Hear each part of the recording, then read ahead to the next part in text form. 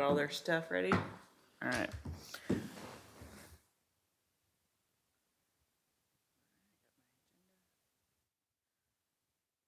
So I'll call the meeting to order. It's 6:01, Cape Canaveral Business and Economic Development Board.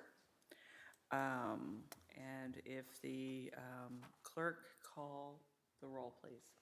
Okay. Chairperson, Mrs. Mays. Present? Vice Chairperson, Mr. Hermanson. Present. Mr. Folino. Ms. Partridge. Present. Ms. Seda.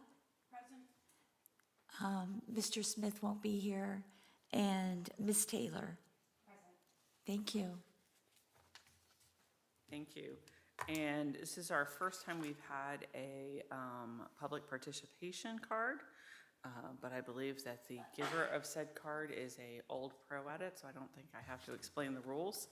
But I believe in our agenda that would be our next item, correct? Yeah. So I believe this is, I've always known her as Miss Shannon. Shannon, what is your last name? I'm so sorry. Roberts. Okay, thank you. That's what I thought it said.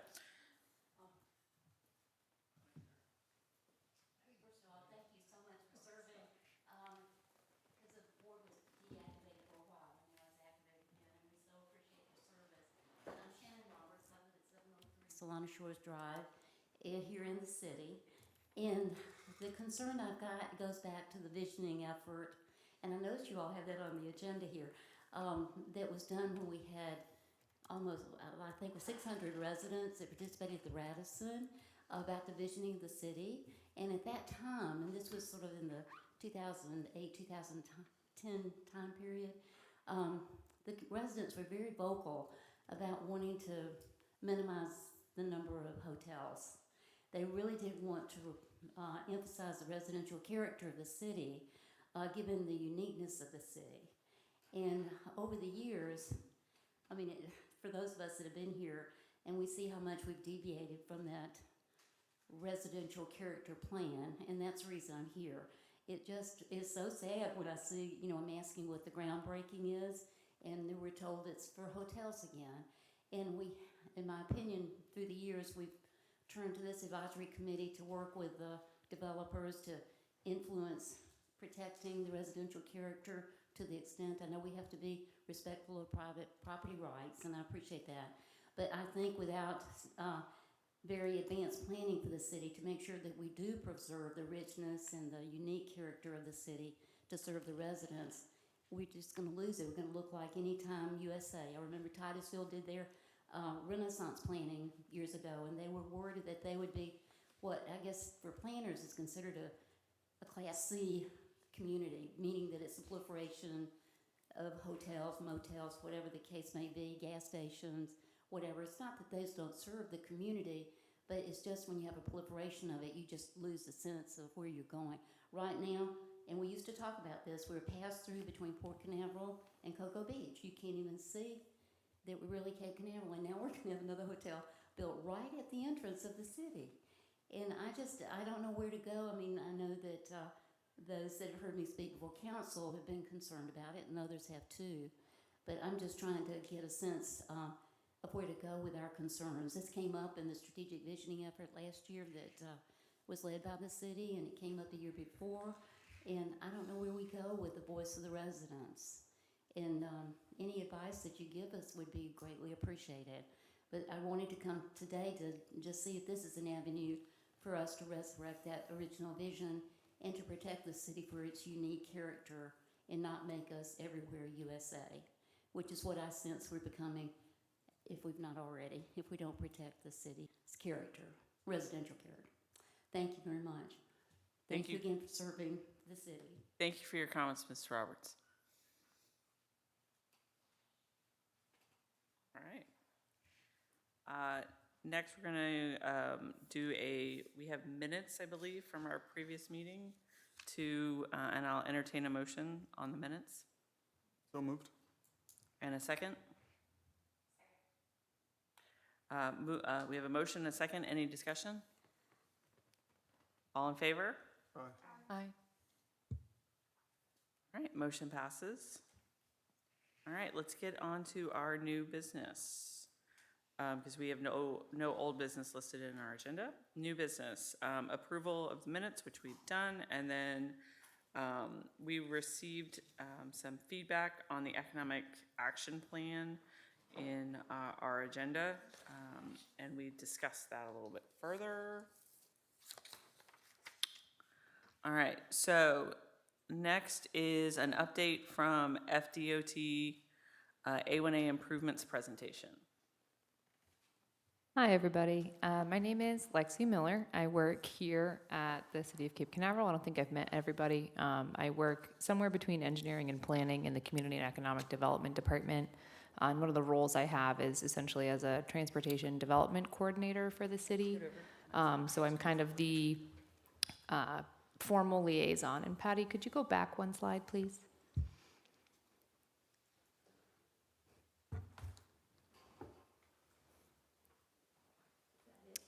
It should be one slide prior.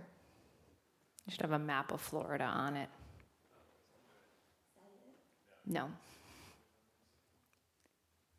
Yeah, that's it. There you go. So obviously here in Cape Canaveral, A1A is a major artery through our community. There's a lot of different projects going on throughout A1A, but specifically in Cape Canaveral, we seem to have a lot of, I call them plates spinning at the same time. It is an FDOT roadway. So while FDOT works with the city as a partner and reaches out for our input, when it comes to the development of some of their improvements along A1A, at the end of the day, it's their project, it's their program, and we can lend our input for it. We just to kind of lay out some basic demographics for our area, and when it comes to A1A and some of the transportation management in the area, we're in District 5, so that's a pretty large central district. It goes all the way out to Orlando, all the way up through Volusia. And they have a lot of programming going on in District 5 in general. And then additionally, Brevard County Traffic Ops, which is kind of an office that houses both Brevard County as well as District 5 subject matter experts, manages intersections and signals in Brevard County in general, but specifically in Cape Canaveral.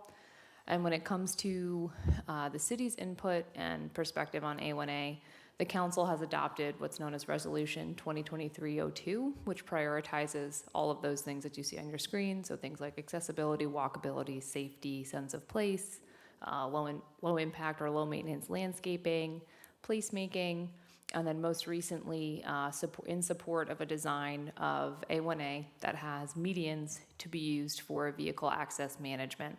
So currently out on A1A, it's called a bidirectional turn lane. So it's that middle lane with the double yellow on either side that tells you, you can pull into it to turn into a driveway, into a business, off onto a street.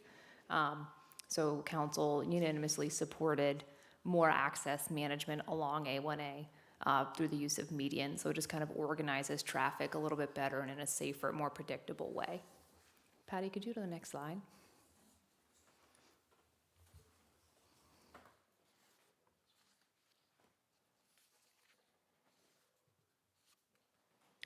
So what that looks like at the conceptual phase is this, what we call a roll plot you see in front of you. It's a pretty high level view, so apologies if it's a little bit hard to see. Just for the sake of referencing, that top portion of it is actually, so north is right on your screens. So that top portion of it is that where you see that intersection at the bottom, that's actually International Drive, North Atlantic, and A1A coming together. As you go right on the screen, it moves north, and the right side of that image lines up again with the left side of the bottom image. So if you could imagine basically taking the top image and the bottom image and just kind of pasting them together from the top right and the bottom left, it's one long line. It's a little hard to put into one piece of paper without it kind of rolling out like a roll of toilet paper. So this was kind of the best way to capture it into one space. This was created and provided by FDOT. And so the major projects here in the city are actually two separate projects. It's what's known as the intersection realignment and the corridor improvements project. The intersection realignment specifically refers to the intersection of A1A, also known as Astronaut or North Atlantic, and International Drive, so down by the Wells Fargo, Cumberland Farms, just north of Jackson, where that emergency signal is, where our fire station is. What this concept basically takes into account is realigning that intersection. Right now, the current intersection is not aligned properly. It would be traditional signalized and we call it a plussed up intersection. And then moving north along the corridor, there'd be medians with some low-level, low-maintenance landscaping, as well as additional striping and protected turn lanes. Patty, if you could just go back to the image. Additional turn lanes. It moves north. It maintains the existing intersections in the area. There are some pedestrian crossings along it. There's plenty of opportunities if you're heading northbound to turn left or make a U-turn to go southbound, or if you're heading southbound to do the opposite. And then it also does what's called, or increases what's called a horizontal deflection as you're coming off of 528 as it turns and curves to become A1A, which is that bottom right part of the image. So it increases those horizontal deflections, and what that is it's a treatment to help slow down traffic. So as you come around a bend, you have to naturally slow down to maintain control of your vehicle, and that's part of what's being used to help people slow up as they're coming into Cape Canaveral off of 528.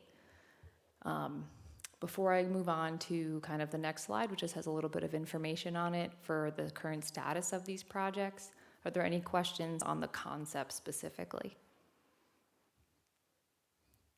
One of the things I didn't mention is that it also includes a extra wide, I think 8-foot shared path for bicyclists and pedestrians on both sides.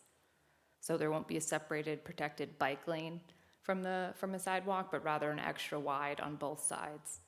Shared path for bicyclists and pedestrians, still protected from traffic with a median.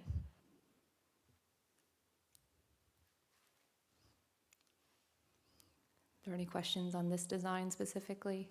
Actually, I do. So Yeah. You're coming off of 528 right after like the cruise signs, and you're slowing down. I think it's like the racetrack on the right-hand side, and you're headed south. At what point? Like, what's the length of that whole construction? If you have a width length, like how long would it be? Because I know that I drive. I'm gonna say I'm gonna do faster, and I know a lot of people do. Like right over, that's a great idea. But you know, like at what length and what timeline it's gonna take in order for it to change? I guess the speed limit, or I'm not it is a short. Yeah. Yeah. I'm not entirely sure. I mean, this is to scale, so I could whip out my scale and figure it out. But I don't have that offhand. I can find out exactly what that looks like. That portion of this project is, and I'll kind of talk about it in the next slide, is not yet at 60% designs. So they're still in the design phase, and 60% is kind of is one of the milestones that they hit. So once that's there, we'll be able to kind of review it and see an update as well. You know, if it goes past like the racetrack into the hotel. I don't, from what I'm looking at, it doesn't seem like it. Oh, so so this is where the Hyatt Place is being built right now. Oh, okay, so it's past that. No, it's short of that. So if you're it's- asking yeah. about the windiness here, then it stops short of where the Hyatt Place is being constructed. Oh, so it's right out before anything. It's Okay. really on the ramp. It's basically the overpass. Yep. It's the Mm-hmm. overpass. It's gonna be the whole, got it. But it looks like they're expanding the overpass in order to get these turns. They're likely going to be widening it or maybe narrowing the lanes to kind of get a little bit more wiggle room in what exists currently. But again, that's kind of a latter part of the project. When is the first phase is scheduled for construction when? No, I just. I actually have that on the next slide. Oh, So I was just going to ask if there's any questions on the concept first, just so I don't forget and misquote myself. This is the parking lot for Countryman Suites. So it's not being eliminated, it's being, basically medians are being put in its place with protected turn lanes. So we're not gonna fill the whole space. We're just doing what's called vehicular access management with the use of medians. Okay, better. So instead of you being able to turn kind of anywhere, just like, kind of playing a game of chicken with somebody else in that middle it's called a bidirectional turn lane. It organizes traffic, so it's more predictable and a little bit safer. It also is kind of our only option when it comes to speed tables and speed studies. It's one of our only options to get some true traffic calming through Cape Canaveral to potentially get a 35 mile per hour design speed. So right now, this road, in its current state, the stretch of A1A that goes by City Hall is 40 miles an hour. And as it turns towards 528 and splits, it goes up to 45. This design has a design speed of 40. So essentially, when they're looking at speed, what type of speed to put into an area, they have design speed, they have target speed, and then they have the actual speed. And speed is a little bit of a chicken egg process. So if you have a certain speed that people travel at, you have to essentially measure what's called the 85th percentile. So 85% of drivers are traveling at or above or below that speed. And that informs you whether or not you can safely reduce the speed further without creating hazards. So with this design speed, with all of the characteristics and the pieces of the design that come together, it has a 40 mile per hour design speed. Now, once they construct it and traffic starts to go through it and they can collect data, they might be able to say, hey, we're hitting that correct 85th percentile and can reduce the speed to 35. It would be very difficult for us to reduce the speed to 35, though, without these additional medians, because they do create traffic calming, which is just kind of a natural process that happens. People kind of organically slow down because they feel they should be slowing down. People tend to drive a speed they feel comfortable driving. So if you make it uncomfortable to drive fast, you drive slower, and therefore it's a little bit safer. And the things that they can use to create that environment of slower driving include medians, landscaping, speed tables, narrowing lanes, signage. So there's a few different measures that engineers take to help reduce speeds, and that's just kind of that's like a Federal Highway Safety Administration, that's US DOT, Minnesota DOT is a big case study researcher body for traffic, and some of the safety guidelines that come out. Could roundabouts be used as a thing to slow things down? Yes, roundabouts are typically seen as they are an intersection measure, so they typically help assign movement and right-of-way, not like the physical right-of-way, but rather who has the right-of-way to proceed, so they control traffic movements. Initially, this project was being proposed as a roundabout, so where you see the realigned intersection, where International Drive, so the top left of the images, where International Drive, North Atlantic, and A1A come together, that was initially proposed as a roundabout, but that wasn't supported, so FDOT pivoted to a realigned intersection.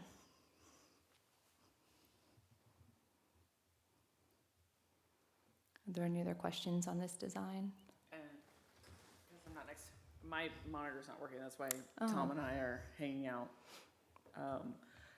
The green edges, I assume, is the protected 8-foot walkway? Is that what that is on the map, on the design, or is that right of way?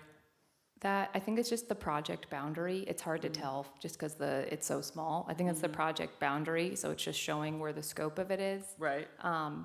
But there, if you look kind of in the middle, on the middle of the screen, that call out, it's a rectangular call out. It shows a cross section of the roadway. You can see like in the middle, there's a tree with landscaping, 2 cars, the hedging, and then you see that protected bike pedway on the side. Yeah, it's a little bit hard to see. I have big, giant I've seen the printed big pieces ones. of Yeah, paper. yeah. For the sake of everyone, we didn't want to have to like manage those in here. It's a lot. But if you ever have any, desire to see them, you can always reach out to me, and I'm happy to go over them. Additionally, we do have a city page with this that sits on it. We have like an FDOT A1A update page that the city maintains.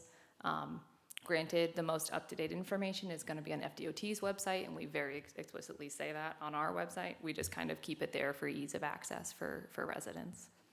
And so is FDOT paying for all this? Yes. And who has to pay to maintain this roadway? That will be something that we have to work with FDOT on. Right now, we contract out all of our grounds maintenance. Because it's in the middle of the right-of-way, we'll have to work with them on that. They have contractors that they work with, other towns. There's premise for other towns and cities who have said FDOT needs to maintain it. But we're, either way, us and FDOT, we're both interested in having low-maintenance, Florida native, all of those other important words, types of landscaping.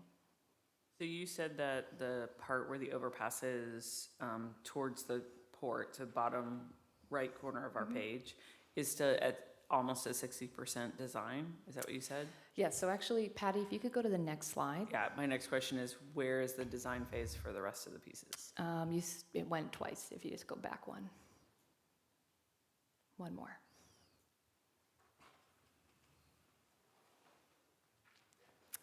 Oh.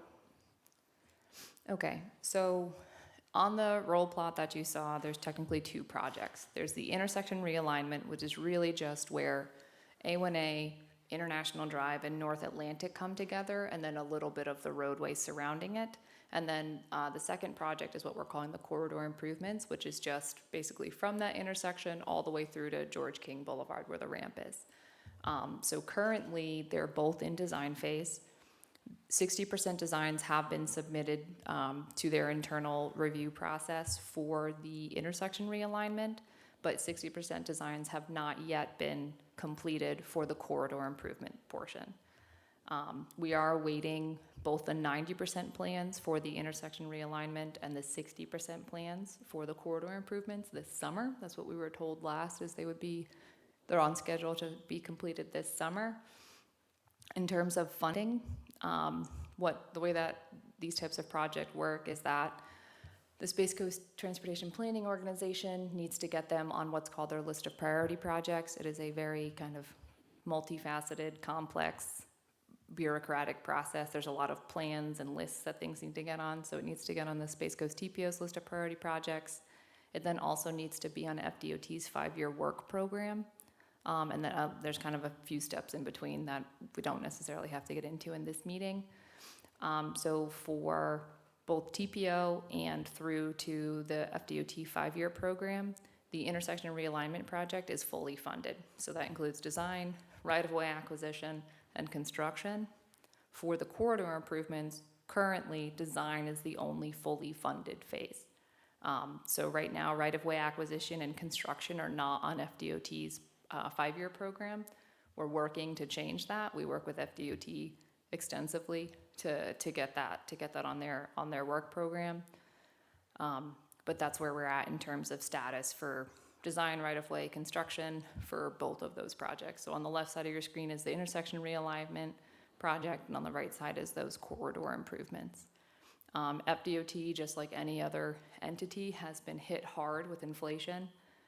You can obviously tell these are very different projects, right? The project footprints are very different, but construction of a pretty major intersection realignment is just under $9 million to be estimated. And currently about a mile, a little bit less of roadway improvements is $22 million. So those are some very large differentials and discrepancies. And a lot of the design and conceptual phase and cost estimating for this was completed over the last 3-4-ish years. So prices have obviously exponentially increased in that time. A number of their other programs have also had to really kind of scramble for funding as well as cut back on their scopes.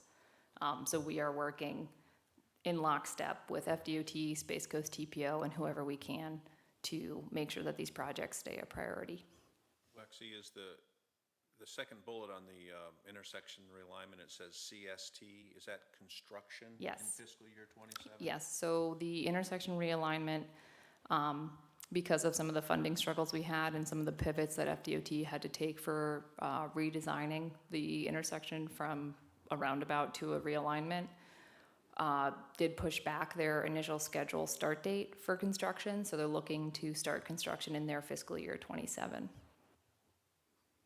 So both of these projects are multiple years out, and they have to start the intersection realignment project before they can really do the improvements for the corridor. It's a little bit of like a bookend. You have to kind of have one side done, and then they'll most likely start from the George King Boulevard and work their way south. Who currently represents Cape Canaveral and Cocoa Beach on the TPO? I know we alternate. Skip, I can't remember Skip Williams. So we actually share, for our North Beaches Coalition, we share representation with Cocoa Beach. It's been Don Willis as the primary voting member for the last 2 years. We just flipped this past year, so now Skip Williams is the primary and Don Willis is the alternate for the governing board. And then I sit on the TAC as well as the Vision Zero Task Force, and Kyle is my alternate for both of those. And we have, there's also a kind of a third body that works in conjunction with the other two. There are CAC, our Citizens Advisory Committee, and who sits on that? Arlen is our representative for that. I do not believe we have an alternative, or alternate rather.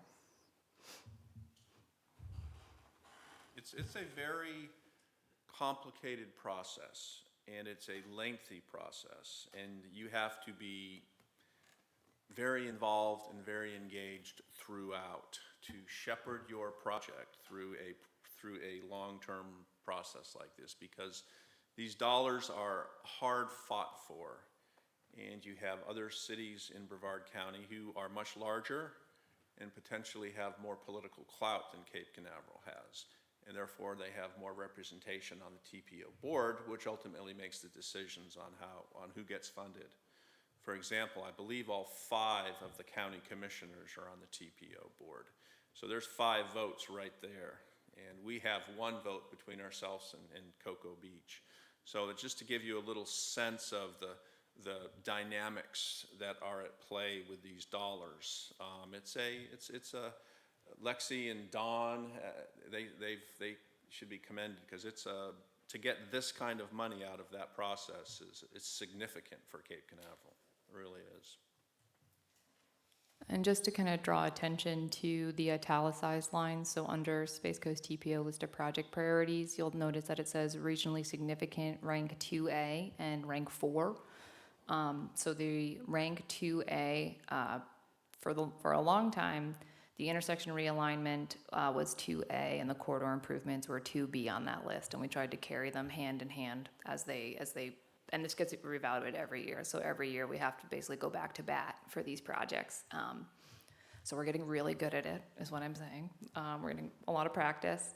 Recently, however, there was a project that was essentially a little bit of scope was added to the intersection realignment project to include some more access across A1A, which I can get into in our next slide a little bit, as well as a project from Palm Bay that bumped the second part, the corridor improvements, down to rank 4. So still very high ranking, basically still in the top 5. But it is a competitive ranking. You know, there's only so much money in the pot. And actually, could you go back one more? I'm so sorry. There's only so much money in the pot, especially, you know, and now the dollars aren't going as far as they used to because of inflation. And that also adds uncertainty to timelines, to scheduling, to all of the other things that kind of come along with these types of projects. So that's just calling out that, you know, they are highly ranked. I want to say that there's like 20 plus projects on the regionally significant list, and that might be an underestimate. But it's all the way from widening Ellis Road to building a new transportation like center to even improvements to causeways. Like it's a highly competitive portion of the list of priority projects. There's a few different categories in that list. Regionally significant is one of them. There's planning studies, there's bike ped, there's transit. So there's kind of a lot of moving parts to it, and TPO finds a really good way to work with us to make sure that we always stay kind of at the top of the list, because we are, you know, we're at the end of the beach line. We had a lot of people coming through here, so it's not just residents, it's also visitors, it's also cargo, it's also business. So we want to make it a good space for everybody, and this is a big part of it. So Patty, if you can go to the next slide.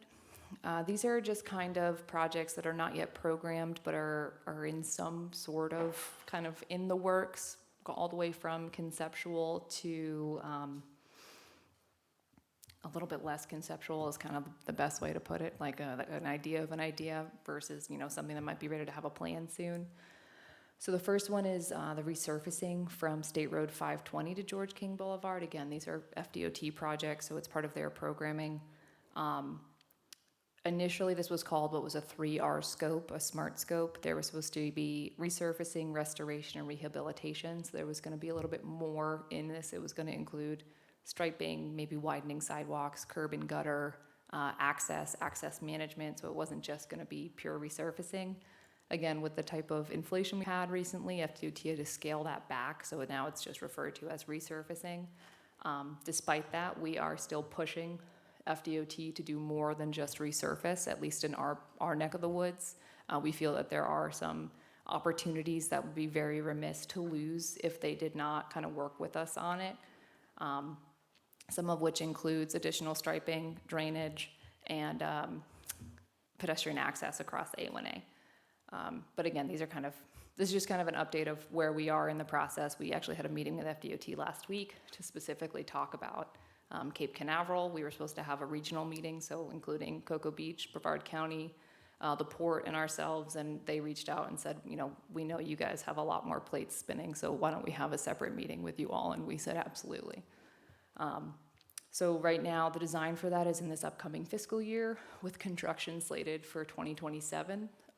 We are putting together as much as we can to try and get some of those other improvements that are not just resurfacing for that project with them.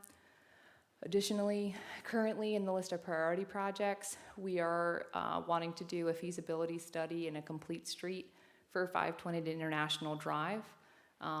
With transportation, it's a system, right? It's not, you can't just kind of look at one teeny tiny part and say, okay, we fixed it. You have to look at it a little bit more systemically. So working with TPO, what we'd really like to see is some planning and feasibility studies to incorporate complete street elements on A1A from 520 through International Drive. So again, that would be a multi-jurisdictional effort, not just TPO, but Cocoa Beach, the county, and ourselves included. And we're hoping to get about $500,000 programmed for that whole thing. That would be done by a consultant with TPO and then us as stakeholders. Additionally, we did request a pedestrian safety study to be completed on A1A from Tyler to Taylor. There had been a number of concerns reported by residents, as well as, unfortunately, somebody who was struck in that area and passed away, regarding safety, lighting, signage, what can we do to at least get some interim measures out there. So they did a safety study, and they're actually looking to reach out for public outreach soon. And again, this is an FDOT project, so they're just they contacted the city and asked about space, available dates, and they have a concept kind of in mind that they want to propose for interim measures. And then that kind of leads into what the city would like to do. And we've mentioned this to FDOT again, kind of long-range planning for a pedestrian hybrid beacon mid-block crossing. This is a highly conceptual. It's really just kind of been a conversation we've had with them.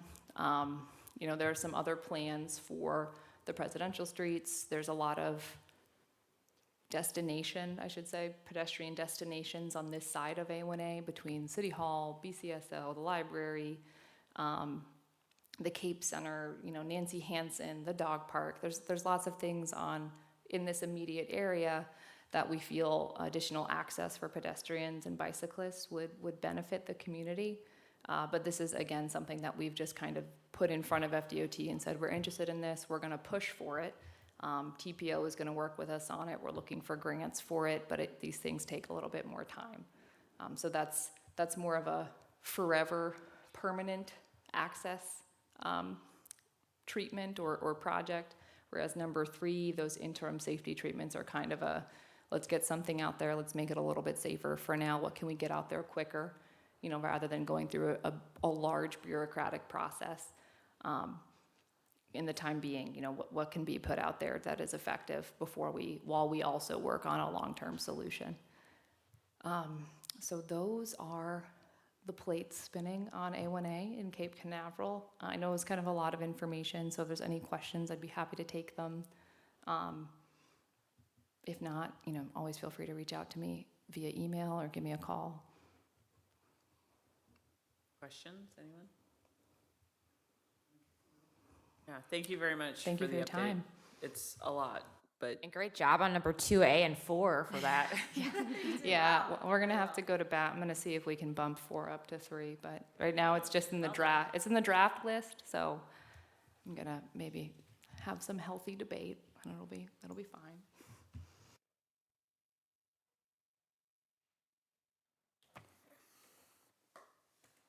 all right. Thank you very much. I appreciate the effort thanks, and the information. And I also, part of the reason we asked for that update was so that we had an understanding of the bigger picture of what's happening with the major thoroughfare going through our community. And I think it's critical that we understand that from a big picture because that affects every bit of business and resident as you go throughout the city. All right, so the next item on our agenda is to discuss the recommendations to the CRA board fiscal year 2024-25 CRA budget. And I believe everyone had some information in their agenda packets regarding that. And does staff want to discuss that with us further in there? Yeah, I won't be as eloquent and lengthy as Lexi, and those are compliments, believe me. But I would like to go through those, through the agenda cover, and then some additional information that we've prepared for the board. And I won't go verbatim and read these agenda covers, but essentially, the CRA board has requested that the BED board, Business and Economic Development Board, help them and advise them on how to prioritize CRA funding and CRA expenditures. And this was actually done through an ordinance earlier this year. The attachment 1 to this agenda cover is the actual ordinance 03-2023, so if any of the board members wanted to really dig into it and see exactly what that said. But could we go on to the next? Well, let's just stay here just for a second. I think the paragraphs 1 and 2 provide recommendations to the CRA related to modifying the community redevelopment plan. And so that'll be something that will probably be coming back to this board in the future. There has been some discussion about amending the CRA plan. I know we've talked also about amending the Economic Development Action Plan. So those are going to be tasks that I believe the BED board will be asked to be very involved in. And number 2, perform such other duties and responsibilities. So we all are familiar with that language on job descriptions and other things. But what we're doing now is as the BED board members know, each year the city prepares its upcoming fiscal year budget, and we started about a month ago, and we're really starting to get into the upswing of it now. And therefore, about a month ago, the CRA board, when they meet several times a year, and they met in March, on March 19th, as you can see from the agenda cover.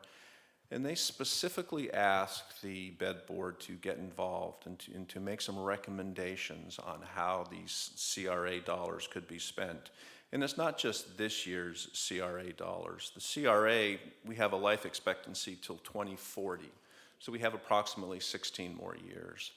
And so, and that's an important kind of concept to keep in mind, because we're going to be talking a little bit here about what options we have with this anticipated CRA revenue that's only going to be growing throughout the next 16 years.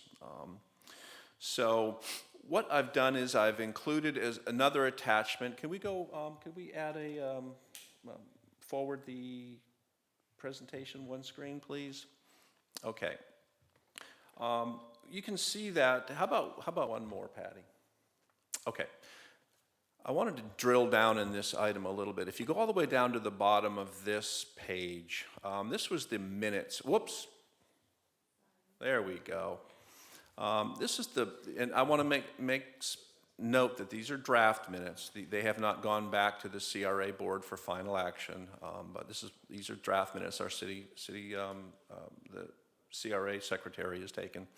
And if you go down to paragraph 2, all the way at the bottom, in that highlighted, that bolded language, that's really what I want to point out.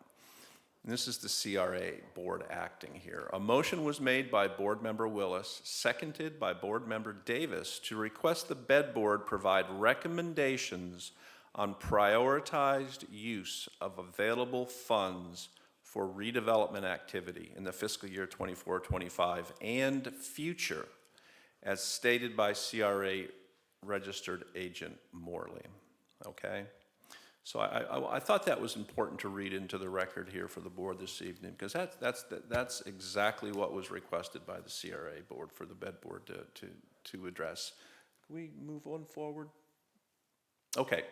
Now we're going to get into, I've got a few screens here that actually, this is a proposed CRA budget for the fiscal year 24-25. This will take effect on October 1st. We're currently still working through the fiscal year 23-24. City budgets run from October 1 to September 30. So we're still in the 23-24 fiscal year, and we'll be starting the 24-25 on October 1st, so in a few more months. So you can see from this draft budget that has been prepared.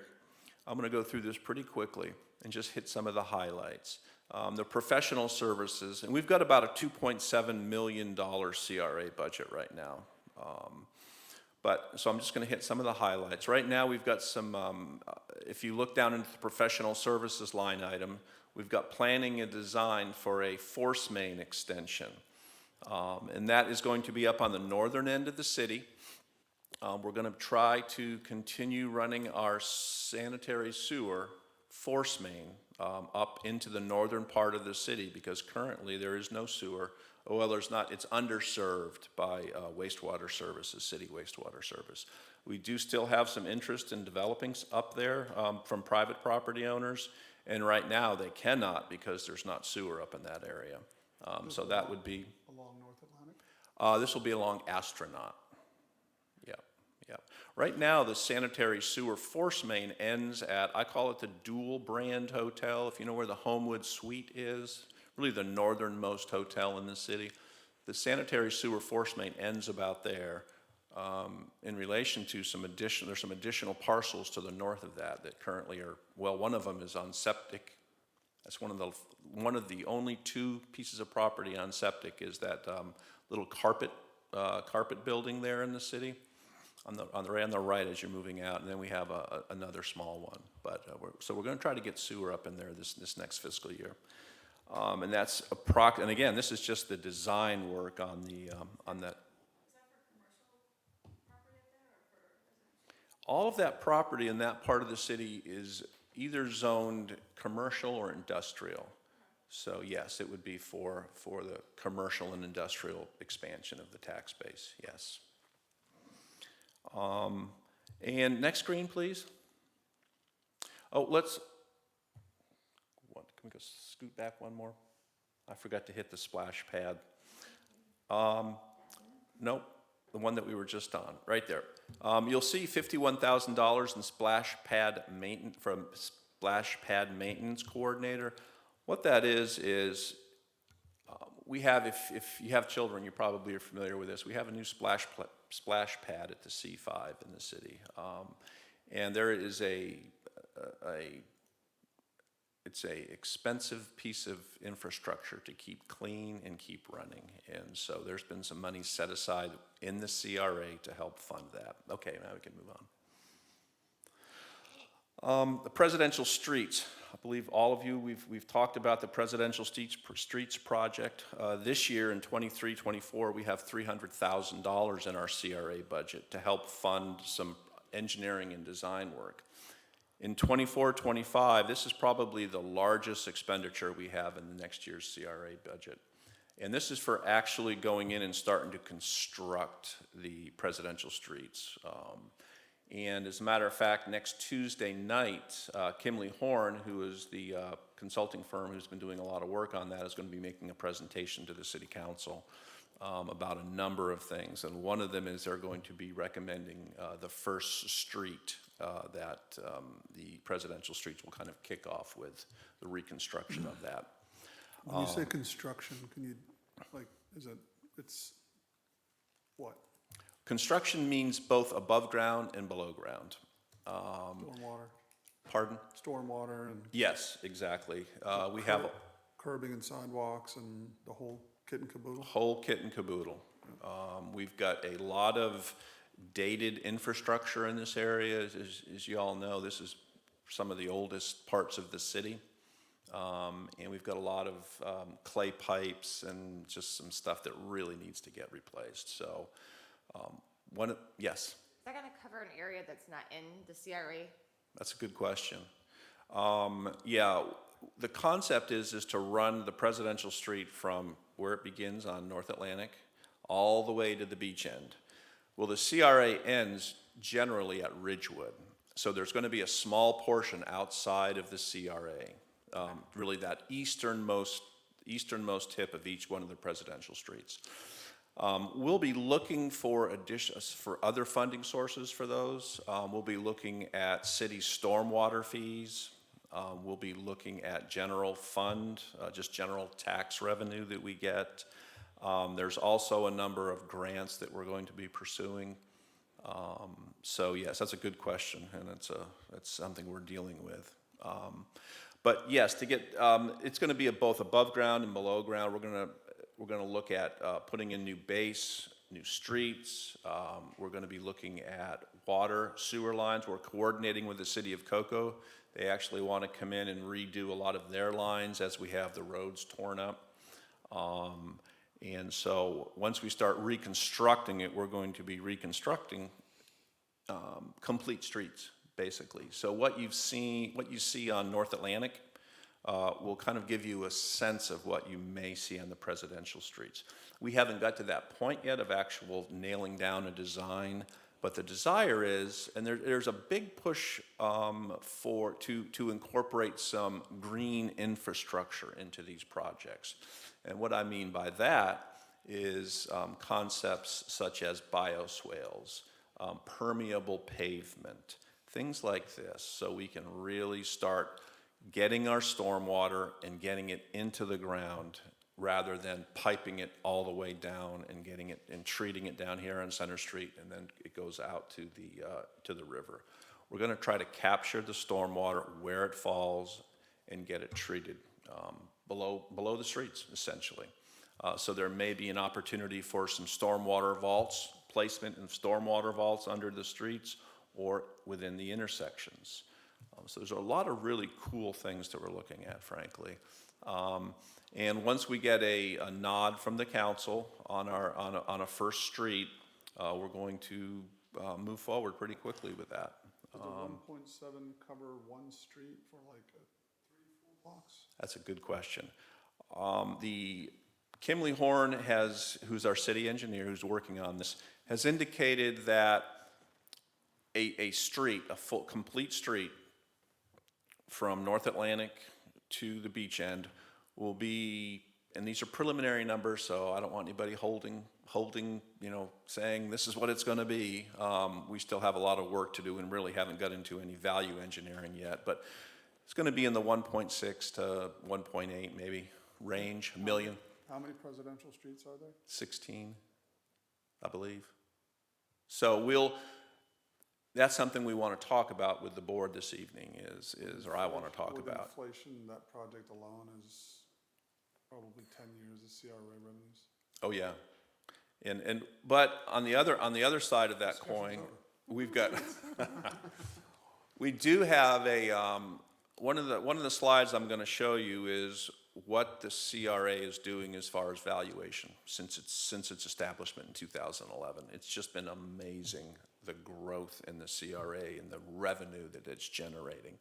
So we anticipate with just even the development that's on the books and under construction, we anticipate the CRA valuation continuing to go up and up and up. It's been a wonderful financial tool for a revenue source for the city. But yes, inflation Those hotels generate a lot of tax. well, they are a big contributor. So, next screen, please. Oh, What are these, like, the ball field lights? Like, I assuming that we need them. What about the city's civic hub? That's a pretty big item. yeah, Civic Hub. That is another item that's going to be discussed at the city council meeting next Tuesday evening. So if you are interested in that project, I would highly recommend you come next Tuesday night. The concept is going to be discussed both from a the master plan is going to be presented, which means what that's going to look like once it's developed. There is also hope to put a lot of stormwater under the ground at the Civic Hub. Yes, I'm sorry, I should have explained that. And I do have, let's flip through some slides. Okay, yeah, but let's go through all these. Let's go through these, yeah. I thought I had well, maybe it's in the, okay, well, maybe it's in your agenda packet. I thought it was in here. Anyways, the Civic Hub is, yes, it includes the tennis courts, it includes the Nancy Hansen Recreational Complex, City Hall, the plaza out here.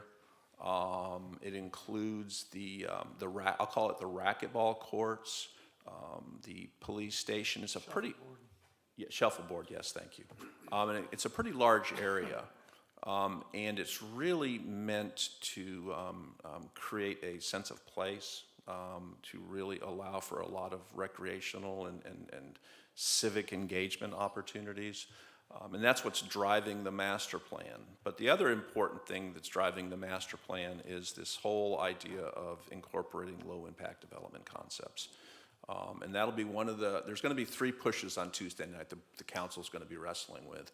One will be to approve the master plan, which has been worked on for quite a while. The other is the stormwater concept of how and what type of stormwater treatment is going to be accommodated there as well. So I would, if you're interested, next Tuesday right here at 6 o'clock. And let's see. Okay. So If I could, yep. the board's request of the bed board can't really opine on use of funds unless you're looking at alternatives. It seems like the budget and the priorities for the next year are baked.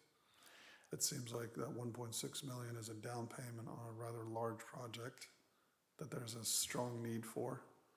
And this board's not being presented with any other alternatives that they might opine on is a better use than what is listed in the budget. So it's kind of a moot point. That's a very good perspective, because you look at Yeah. it this way. We'll just do an estimate here. I'll be a little more aggressive with the numbers we're showing. Let's just say that the revenue for the tax increment funding between the city and what the county gives us is $3 million. And 500K of one of these projects for the Civic Hub is ARPA funding. That's a good thing. That's not part of the, that's not part of the budget. That is money, that's like free money, of course, that we've been given to John, by the the government. board may not all understand what ARPA is. American Rescue Plan, when the federal government gave all this money to everybody like, candy, so to speak. Stimmies. Yeah, and we got 5.2 million here in the city. Now, where's that 5.2 million going? Well, most of it's been obligated already, mainly wastewater, stormwater projects. But 500K of this money was for the stormwater portion for the Civic Hub. Well, that's a good thing, because in the budget, you'll see a transfer, then there'll be the 3 million for the shared revenues from the city's taxes, and what the county gives us, and then another 500K for ARPA. So it's about, let's just say 3.5 million. The council's looking at, they'll have their second workshop, and they're looking at a fiscal year 24-25 CIP budget, the projects, at about 2.7 million. Now, also in the CRA though, the CRA's got what we call debt service, which means that the CRA the city got capital notes like 10 years ago. I'll just use one as an example. 10 years ago, $6.2 million. And it qualifies for that capital note through the general fund for pledged revenues. So then what happens is there's a resolution done and an agreement between the general fund and the CRA. So the money's loaned to the CRA, and then the CRA pays it back over 10 years. Okay, we just paid one off this year, but we do have another one left, the 6.2 million that was for the C5 and the Cape Center. So the reason I bring that up is because you nailed it when you said, well, what are the alternatives? Well, if we go down the path we're going, the money's all been asked for already. It's all represented, unless something changes. Now, you know, Dave's got a CIP in here for 1.6 million, and you said, well, how much will a presidential street cost? And I did some math, and on the cover sheet, the gist of the budget year coming up, there's 2.76 in revenue and 4.25 in expenditures. There is definitely, and I'm being a little bit more aggressive in the sense to say, yeah, if you've got 3.5 million in revenue, 2.6 for the projects that you're gonna do, and 800K that you're paying, well, that just leaves, does that even leave $100,000? So, yeah. But, you know, these are things that will be determined as far as the money being spent for the presidential street. Well, that's an interesting thing because, you know, as Dave has to go through this whole process, we do not know what could be involved in a presidential street till we start doing it. We don't know what's under the ground, right? We don't know the impact of what's gonna have to be fixed, replaced, what have you. So that's like, but this estimate of 1.6, 1.8, you know, we're getting that from what, our engineers? City engineer, yeah. City engineers, so. Yeah, I would like, I mean, you're right, Tom, if you look at the face of it, it's like, wow, what are we being asked to do? The money's all spoken for, basically. You know, an alternative would be for the CRA to bond that future revenue stream. Let's say if we're getting 1.6 or let's just say $2 million a year from our CRA revenue. You bond $2 million of revenue, a $2 million revenue stream in today's current dollars. You know, I don't know. That's why we have folks like John to determine what would be a reasonable amount you could bond that future revenue stream for and have a pool of money today. Let's just say it's $15 million. You could put that $15 million to work today and pay that off over the next 10 years if it was a 10-year bond or something. So that's something, rather than just spend the 1.6 every year, kind of pay-as-you-go plan, essentially. So that's something that I would like to hear some feedback on from the board, if you think from a business standpoint that makes sense. Or if it doesn't. I've worked in communities where they've done exactly that, and you're able to lock in today's prices and at today's interest rates, but anyways, that's an alternative to just spending it as you go. Go ahead. I have a question. I think that's a great alternative. So if you were to get like maybe a $15 million bond, what would that be? 8 streets? Whatever it would be, half the streets. So you'd lock in the prices, current prices, so you wouldn't have all the interest and inflation that would go. So then you'd still only have to pay without any interest back to the CRA. Right, correct? well, there's interest involved, but in the last 2 capital notes that the city has got, we've been done very well. I mean, 1.99%, 1.99%, that's nothing for 10 years. And then we got 2.05. So the last time. Yeah, right. So that's over time, that is a tremendous, it's like getting free money to do your thing. But like Dave was saying, you get it now, the longer you wait, the more expensive it's gonna be. I'll give you an example. This building was built for $5.1 million. Cocoa Beach is building, I don't even know what the dimensions, I don't know what the whole dimensions are or whatever, but, well, Cocoa Beach's, City Hall is gonna cost 13 million. I don't think it's gonna be much bigger than this, but don't quote me on that because I haven't looked at what exactly, but still, I mean, I could tell you that if Cocoa Beach was building its City Hall back when we built ours, I guarantee you it would be nowhere near 13 million. So they waited and what have you, and I mean, I'm just using Cocoa Beach as an example. But what we did with this City Hall for $5.1 million was absolutely phenomenal. And the notes, the note just got paid off. So if your projections from the CRA stay exactly where they are, but they're not going to because you have more hotels and of course there's inflation, so you're gonna have more money coming in, so you'd be able to pay off the what's it called, a note? Like, it's, how do you do that? How do you The still note, have well, the savings? note, the debt service is part of Yeah, so the it's always budget. gonna happen part of the. So okay. you're gonna just have to keep paying back over a 10-year period. We try to get 10-year notes, seems best. And you just keep paying back X amount, X amount every year till the note's satisfied. So for 10 years, like, right now, we're paying, $680,000 on a note. It's coming out of the CRA, okay? yeah. So that's what we're doing right now when we have 4 years left on that note. Yeah. And it'll be paid off. So, going forward, this is what you would consider, this is good debt. People might think, debt's bad. No, debt could be good because at interest rates like this, if you don't invest like this, if you don't operate like this, and you let these things go by, people in this city will be paying so much money for growth and whatever, instead of capturing, seizing the moment, so to speak. So, yeah.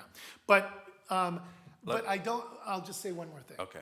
Tom, I don't want to say that, there's no alternatives, but if you really look at what the city wants to do in the next 10 years, and if it has to do with presidential streets, then between 1.6 and with inflation, maybe $2 million a street every year, and that's gonna come out of this pot of money. So now you may have left, and I mean, if we don't get notes that affect this, then after 4 years from now, you might have $900,000 to play with this, where we would ask you guys, what do you guys want to do with $900,000 for the CRA? So. Yeah, I'm gonna just introduce this slide, and I'll be quiet and finally get some feedback from you guys. But you can see when we established this in 2012, that was what was called our base year. This is how CRA works. We established what it's called a base year, and the valuation was approximately $230 million. Well, those tax revenues from the base year continue to be distributed to the city and the county. The base year taxes go into the city's general fund, and the base year taxes continue to go to Brevard County. However, as you can see, we've increased in valuation over $400 million in our CRA since in approximately 10 years. And that's what's funding our CRA. And the CRA, the city is able to take advantage of that. So those taxes, when they're applied to that $400 million, go into our CRA. And also, any increase in taxes, the county continues to get their, let's just say, $230 million. They continue to get taxes on that. As this valuation goes up, all those increased county taxes as well come back to the city. So we're getting advantage. We're holding on to those county tax increase in tax dollars. that, let's just say that $2 million that we're getting right now in tax revenue, half of it is county taxes and half of it is city. So we've been we established the CRA at a perfect time in 2012, and it's just gone up, so well, you can see. So And you this- could look this at our, graph speaks and you for could look itself. our budget, and, you know, it's online, and you go to page 5, and you could see in 22, 23, the gross taxable value was 1.7 billion here. And then last year went to 1.9 billion, 11.15% increase. Now, what will it be this year? Well, at the beginning of June, the Brevard Property Appraiser's Office will send me that figure. It's gonna be it'll be an estimate. It's an estimate. But it's usually relatively close to what the final one they give me at the end of June, about June 25th, then they'll send the final one. So if that gross taxable value goes up, let's just say for discussion purposes, another 9%, bingo, that's gonna generate more taxes, and then that's gonna also generate more money for the CRA, and then the county is gonna give us more money as long as it doesn't exceed, as long as our millage rate does not exceed their millage rate. In other words, if our millage rate is 4%, and the county used to do this years ago too, and we had to pay money back. And if Cape Canaveral's millage is 4% and the county's is 5%, they don't give us based on 5%. They take it down to whatever ours is, yeah. So anyways, back to my original question. I just would like to get some thoughts from the board on specifically, what are your thoughts on bonding? Do it immediately. I have a question, just from my understanding before we agree. How does the city pay for that year after year? I guess it's not clear to me how you pay that back. Is that from the CRA funds? Okay. Debt on the CRA, the debt on the bonds, yeah, that would come out of that revenues, the CRA revenues, that does not come out of general fund. You go to a bonding company, you show them what your historical collections are from a tax source, and you present your projections, they do their projections, they haircut it for security, pretty beefy bond document, and then you're essentially pledging the income into the future for the money that they lend you today at a market interest rate. Now, municipalities, because these are tax funds and it's a secure source of income, usually borrow considerably less than what commercial borrowers or individual borrowers bond from or borrow from. So bonding CRA funds is quite common. The city in Cocoa Beach did it for their fire station, their parking structure, as well as their city hall. And so you get to do today, you know, what you otherwise would have to piecemeal if you don't bond. No different than being a renter or a homeowner. You know, you're a homeowner, you borrow, you mortgage your house, and you pay that house back in time, over time with your money. Exact same concept. And we've used, the last 3 times, we've used, and the process has worked really great for us, capital improvement notes. And basically then we go out and we get 10 banks, whatever, and, you know, whoever gives us the best deal, what have you, best interest rate, you know, we have a whole process with professionals that work with me, financial advisor, whatever. And we go ahead and we solidify it like that, and it's a whole process, and it goes through council, and council approves it. And that's been funding our fire station, our city hall, our C5, our Cape Center. But this time you're looking to bond instead of a capital improvement? I think Dave's mentioning the bonding, but I think that's a discussion. I mean, I think we usually go down the road here of a capital improvement note. I'd have to see if that would be a better route to go down. But I believe for Cape Canaveral, if we needed to get $15 million or something and we could use a capital improvement note, you know, maybe that's something we could do. But I do know what you're talking about as far as, but since I've worked here, the city never went after, in the last 11 years, they just went after capital improvement notes, and it's worked well for us. but they haven't went after like municipal bonds or anything. We stayed away from that. That was, our prior city manager liked the capital improvements. It worked very well for the city. And now our current city manager might, opt to do the same thing. But we would do our research on that. We do our homework to make sure that the city is getting the best bang for its buck, and we're getting the funds from the best source, so. So Dave, your question was whether or not we as a board felt that it was a reasonable thing to consider. Because we actually don't have the ability to say, yes, go do it, or no, don't do it. We just have to give our Yeah. thoughts and recommendations as to whether or not we as a entity think it's a reasonable idea, especially in reference to something like the Presidential Streets project. You look at other road projects in this county right now that have exponentially had cost increase over the last several years, and I could understand your interest in getting this one all in one big project versus doing it, piecing it out over the next 10 years, so to speak. That could be extremely expensive if you try to piece it out. So that would be the decision to make on whether or not, how much, Yeah. what kind of loans you want to get to fund this. So the city would go for a bond for the entire cost of the project, based on an estimate of 1.6 million per street.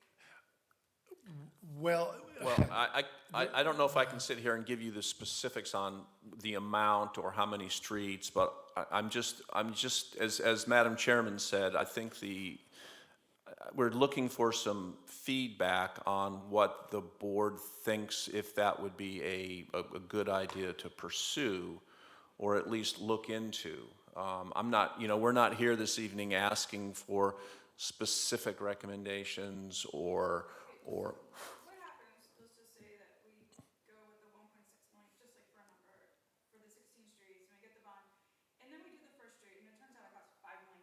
and that could They happen. would give you a plan prior, like you could find out what happens, like. But if you, there's, but you like- could, but no. Oh, you are talking about incidentals, yes. I No, get that it. could happen. Yeah, it No, could that definitely could happen. Yeah. And who are we, because now we've gotten the bonds, and so now what funds are we using to pay for the rest of it? Right, yeah. Then we're back into the city budget. And you gotta remember, if there's delays on streets, there's delays on construction, the time gets pushed out, right? Costs could go up. Look what happened during COVID, during inflation. Oh, no, what you said is exactly correct. To think that every one of these streets would cost $1.6 million, Dave's just using that figure, just so the board. But, we don't know 5 years from now what the price of anything will be. I mean, if somebody knows that, then please Yeah, tell me. before we go into these projects, we generally get what's called an estimated Yeah. opinion of probable cost from our city engineer. So we have a general idea of what a project like that would be cost. I mean, we don't know until it's bid out and the bids come back in and we award a bid. But we have a pretty good idea of what the cost is going to be. And I'd be But- talking to my financial advisor. The city has a financial consultant. But I think, though, I'm going to try to reel it back in again. I really. think I'm just really interested in what the board thinks about the concept, and we'll work through a lot of these pitfalls as we move forward, or potential pitfalls, but just as a concept, is that something? Can I be honest? Yes, yes, I tend to be honest. You know this. I do. CRA board is the board of county or the city commission, right? Same entity. And so if you're gonna ask us individually whether or not we're comfortable with leverage, everybody has their own comfort level. Some people have to borrow a lot of money in what they do, others don't. Some people have been through the borrowing process and have successfully or unsuccessfully paid off loans. So it's like an opinion. We can give you an opinion, but what's it worth? It's the city commission that needs to see. First, we need to see a lot more, what are you trying to use the money for? How much is it gonna cost? What are the current interest rates for city bonds? You run an amortization table and find the critical need and that you need to fund it today. So if you come back with a budget that shows a critical need. These are things the city has to do, and it makes sense to fund it today because, projections are gonna go in, we know that they're gonna go up. But how many streets are you gonna do? What are you gonna use the money for? That's something that I, sitting on this board, can evaluate and give you an opinion on. If you just want a blanket, Tom, are you comfortable with leverage? Yeah. I share with a lot of people, leverage is probably not appropriate for a public meeting, but leverage is like heroin. A little bit is amazing, too much will kill you. So, that's tongue in cheek. Yeah, if you need to borrow money for critical projects, go ahead and do it. This is, just a sort of rudimentary utilization of general funds or CRA funds going forward. I will say that there's one bullet point. CRAs can be taken away by the county commission. They can't mess with your CRA if you're bonded. So that's one argument for bonding. And there's several county commissioners that consistently are trying to disband all these CRAs because of this TIF financing, i.e. the city getting the county's share of these increase in taxes. So they're not gonna last, and you can actually bond funds beyond the life of your projects as well. They don't have to be 10 years. So, if you want an opinion, and I don't think this, I said on other boards where my opinion doesn't matter when it comes down to the elected officials making a decision, but here I am. Yeah, I'm comfortable with that if there's a critical need. So if that is the question, then I would say, yeah, it should be considered in order to solve the needs that we know that the city has. Okay, thank you. Also, And I would say too, that there's 16 presidential streets. To think that if you were to take on the 16 presidential streets and it took however many years, I think it's safe to say that it would cost more than $25 million, easily. So it's just how far does the city want to go? Does the city want to do a couple presidential streets in the next 5 years? It's hard. Well, I think, did you? Okay. I think one of the things, and that is clear, is that as a group, we seem relatively comfortable with the concepts in big, broad strokes. But as Tom eloquently put it, it's way too big of a conversation to just make a decision based on warm, fuzzy, broad strokes. Yes. And from a priority perspective, as a business and economic development board, I will say this. When you ask about the first point of the question was the priorities on the list from the CRA board. There is very little on that list that is business focused. Almost the majority of everything on that list is resident focused when you think about it. It's playgrounds, it's parks, it's city hub, it's lights, it's presidential streets, which are all residential streets. So from a business perspective, and if we are to advocate for the businesses within the community, there's very little in that CRA conversation funding from a priority perspective, to me, that is highlighting how are we helping the businesses that are part of the CRA district to improve their properties. I know there's a sign grant thing in there, but there's no active projects on that list that are directly focused to address blight in those commercial properties that we all drive past. And that would be my concern. If you want to ask about priorities, that's something that's not addressed anywhere in there. Well, I think addressing the streets and revamping those would be kind of under blight, don't you? Oh, I'm not saying that's not. I'm Okay. saying that that's a residential area. Right, but I'm just There saying is the city in nothing- general needs. Yeah, well, the city yeah. in general. Yeah. All of those projects fall within Yeah. the justification of the CRA board. Absolutely. All of them are areas that will improve the overall feel of the city. Absolutely. But there are no projects on that list that are focused to address commercial properties specifically.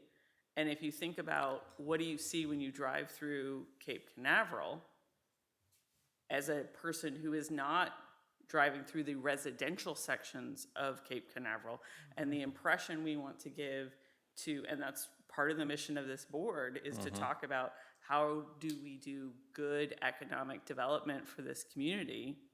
You need to address parts of there is a whole section of that community that you have not addressed in this. Yeah, that's a Well, great the point. community for And- tourists or the community for residents? Those are two The different community things. for everyone. Okay, I agree totally with what you're I do too. I do think that the community, the civic community, whatever you're calling it, is maybe being under prioritized or not looked at properly. Because I do think if there are enough pickleball courts, there is a way to bring in revenue for people to stay in hotels, to come for tournaments and everything like that. And so, I mean, I do think maybe the priorities need to be looked at.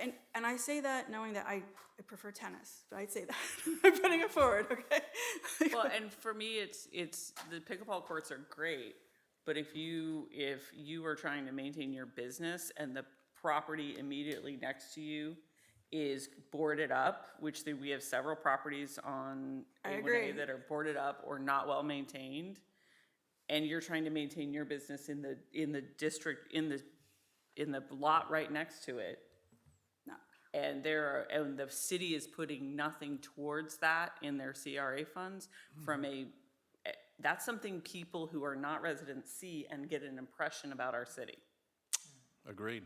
I'd like to throw in one more thing here about the presidential streets, and I don't know the answer to this question, and the experts, engineers, whoever, will have to tell the city council and staff, or whatever. But I think a bigger concern, and Dave, correct me if I'm wrong from some of the conversation I've heard, there's more of a concern of what's underneath the ground as opposed to what's above it. Because I don't know how old, the stormwater pipes are. I don't know. I don't know exactly that. But I think one of the big reasons why we were doing this was because there was a concern that is something that will have to be addressed. I mean, in every city, right? At some time. I don't know when the last time. No, it's very old Yeah, infrastructure, but and I don't know that, but I just wanted to throw that out there to say that would seem like that might be a priority with people who live Right, on but- those streets and. Maybe not sidewalks. I don't know. I mean, I'm just, Right, maybe not sidewalks. so but- maybe the to- amount of money. I'm gonna get back to what Dawn was just talking about. I mean, those are excellent points, and I agree. I mean, we've kicked around the idea of maybe coming up with a assemblage program in the city. If the CRA run an assemblage program and buy some of these properties up, demo, or turn around and make them available to developers for specific projects. So those are expensive programs, very expensive programs. But to your point, which is a good one, you're right. But and that really ultimately comes down to the CRA board and what their priorities are and how they want to spend their CRA dollars. But And their request of us was, what are our thoughts Yes. on their priorities? Sorry. That was where my one more comment too is that I think a lot of these questions and priorities may start to come into focus as we get into updating the Economic Development Action Plan. There is money in next year's CRA budget to fund that update.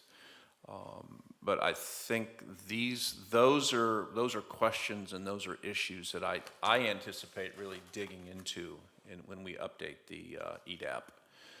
And I think that will help us answer a lot of questions. And I do appreciate the CRA board putting those funds in the budget for this year so that we can do that and have the proper support to do that. I do appreciate that. I think that is definitely a step in the right direction from an economic development perspective.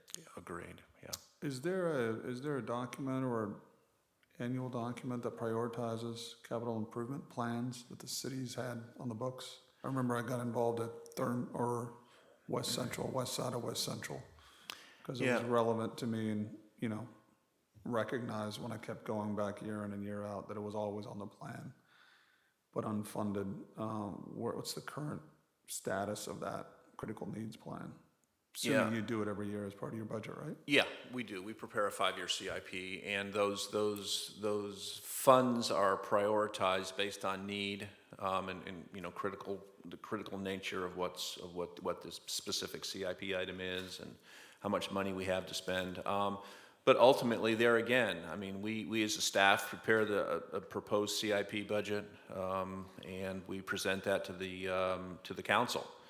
And they're the group that ultimately make those policy priority decisions. But it's done on a, kind of a yearly basis. Yeah, and that's how this should work. Yeah. You list all your critical needs, just like the TPO does theirs. Right. And you rank them, and then you try to fund design and construction for the highest ranked ones, and maybe things bubble up above other ones, and they get moved from 2B to 4.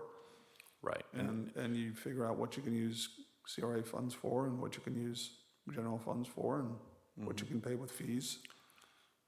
You can push it forward. Yep, yeah, we have a number of budget workshops that we're just starting into that whole season right now.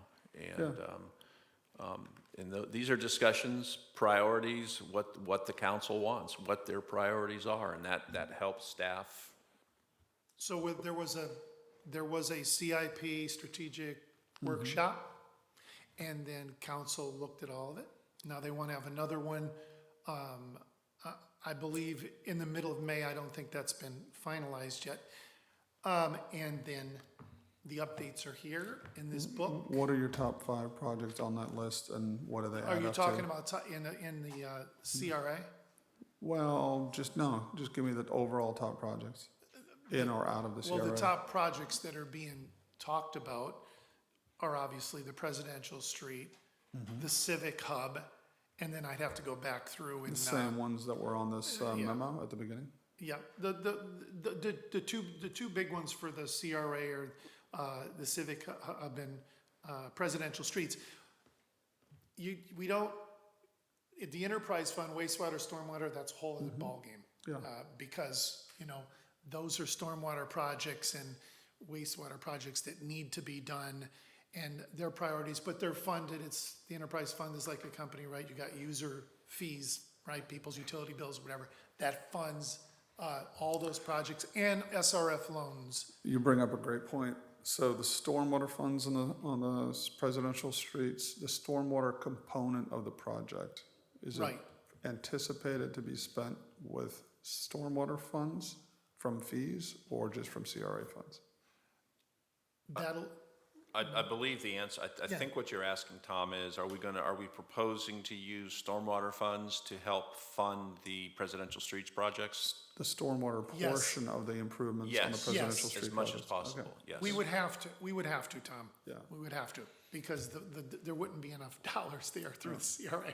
But that's why you'll see, if you look back in our budget, it's not determined on what the project is. You'll see a transfer. It says transfer from stormwater, and it's sitting in the revenue. Transfer from the general fund, and it's sitting in that revenue for the CRA. But there's a lot of projects, but the two big ones in the CRA are those, and I'm not getting into the wastewater and stormwater, and then in the.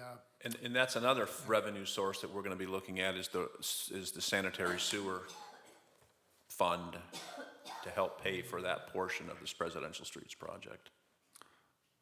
Keep it fair. I just have a quick question before we move forward.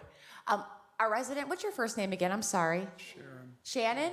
Shannon, I totally agree with what you're saying, your concern with the hotels. How many hotels do we have that are in the CRA?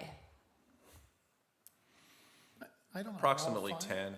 10. So we're making a lot of tax money off that, correct? It should go back into, like, I know it's a distraction, but it definitely should go back into our presidential streets. So that's one of the things where we're receiving all this money from all this income from different businesses. We definitely should put that back for our residents. Well, that's what's happening. Yeah. And I think we should do it fast. Large, so this increase here on this slide comes from 2 things. The hotels. No, right? it comes from 2 things. It comes from the general inflationary increase in property values and new permit construction. And it's detailed, it's bifurcated. So you increase a city's property values based on inflation, assessed values, and what they refer to as new construction permits, which is new development. We either take a empty parcel and build something on it, now it's on the tax rolls, or you take something old that's fully depreciated because the property appraiser uses depreciated values, So if you take a 1950s building at 10,000 square feet and replace it with a 2024 tax- building yeah, at higher. 10,000 square Yep. feet, it's valued at a much higher level. Yep. And so that's how cities develop growth. And through that visioning plan back in 2010 that I participated closely in, the city council at that time, which Shannon was on, decided that they wanted to increase their tax base. And they said, we will allow more intense development along the A1A corridor. Shouldn't really impact the residential streets, which go from A1A Right. for the most part to the ocean. And they were right. The market dynamics were there with the growth of the port, and which primarily drove that hotel development.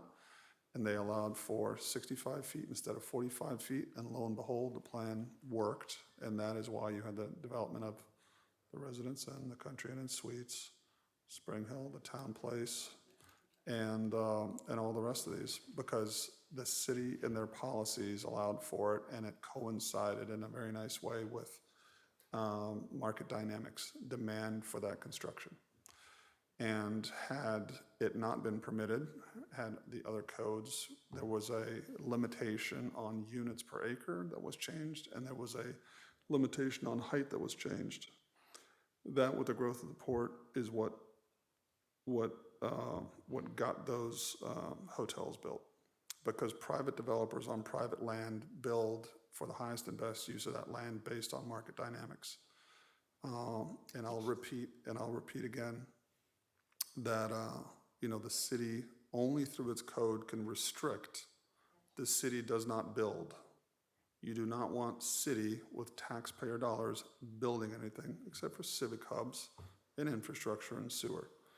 So, I'm not going to get into this survey that we did, but, the conflicts abound. We want more services, but we want less people. We want more income in our CRA, but we want less people. We want a small town feel, but we want development. It's like the conflicts just like seep out of that report. And the fact that there's like 100 respondents or 150 on most of the questions. So you can't have your cake and eat it too. If you want increase in tax base and if you want more services, then you need economic development, which is what we're supposed to be discussing on this board. And economic development comes through incentives of what is allowed by the city. That's really the only tool what the city has. What do we allow private enterprise to build?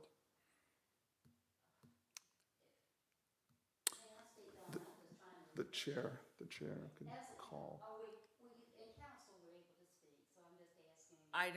we haven't, you're our first public participant. I'm just asking permission. Yes, ma'am. Because as Tom said, I appreciate remembering that I was on council during that vision session. But the council at the time with the vision, and I was on the Business and Economic Development board before I was on council, and we used to have a facade program, for example. We did a survey of all the businesses in the city, to get their input as to what they wanted too. It's to your point, Don, and you remember this, because your own building was going to be residential focused in terms of the businesses that would be encouraged. There was a facade program that we were going to get grants to help us with. I appreciate Tom's perspective, but that, the increase in height was because of the air conditioners. We couldn't have air conditioners on the 40 feet. And he remembers this. I know he's smiling. But that consideration of height was really because of the air conditioning structure of new buildings. But we had 4 hotels at the time. I think that's to your point, Sean. And now we've got 10, and I don't know how many are merging. But that's what concerns me, and that's the reason I wanted to come today to express this concern. Because I think this big plan, the CR plan, your point, Don, is there anything in it that's dealing with the businesses? And there used to be out of this board. And also the visioning effort did consider A1A, the facades, the businesses that would be interviewed. We'd find out what they wanted, if we wanted to have like a theme, a seas coast or a space theme, whatever. Maybe it was like this building, whatever. But we were going to try to have a vision that would be consistent along A1A so you wouldn't feel like you were passed through. Right now, you go anywhere in the U.S. right now, and you'd see A1A in Cape Canaveral. And we wanted to, except for this building, this area right in here. But it was really intended to be thoughtful, and that was coming from the residents. They really did, they had pictures, they had photos of what they would like to see. And that's what really, Well, I was coming in large part out of this board, actually, in the earlier years. Well, Absolutely. And I appreciate your perspective in sharing that with us. Thank you, absolutely. But I also hear what Tom's saying about how the plans allowed for the development to happen and I think, but today's point and where we need to focus is we were charged by council and the CRA board to give our thoughts on the priorities, and I think we've made that pretty clear. I want to be also respectful that we're pushing an hour and a half in a meeting. No, thank you, Ms. Roberts, for the perspective. But I also want to say that, the CRA board fundamentally makes these decisions, and they ask for our recommendations on prioritization. I think we've made, and staff asked for our recommendations from a concept of bonding. And I think as a group, what I've heard, and please speak up if anybody hears it, is that we appreciate the use of bonding or other funding methods to use those CRA funds in a more constructive and more impactful way. Absolutely. Have a good track record as a city using funding sources and the CRA dollars. That makes sense. The priorities seem to be baked for this year, but the conversation about where do we go in the future and how do we talk to the business community and the economic community to make sure that we have good development in the CRA areas that are not residential, because that is critical to those, because who wants to live in a neighborhood that doesn't have a nice area to drive through? You may have great residential streets that look fabulous, but and yes, A1A is a DOT road, but all the businesses on the either side of A1A and Astronaut, how do they look and what do they do? And that's part of the CRA. So that's, I think, something that we as a board need to also advocate for in that conversation. Yeah, I completely agree. Keep beating this drum, but I really think a lot of these discussions are gonna happen as we get into the update of the EDAP. Yeah, and I think that hopefully we'll be able to use a lot of those goals and priorities that come out of that in future budgetary cycles. Agreed. Yeah. So I think that covers everything we had on our agenda for today. I do want to thank whoever was the purveyor of our surfboard keyboards, our surfboard keychains. I don't know who did that. We don't know where. Yeah. Oh, it's from Lisa? the board appreciation Okay. dinner that I was I had Nice. people in town, but that's very, very kind. Thank you. So I will entertain, if there's no further business, I will entertain a motion to adjourn. What? Don't worry about it. Second. All in favor? Aye. Aye. Thank you, everyone. Thank you. Thanks.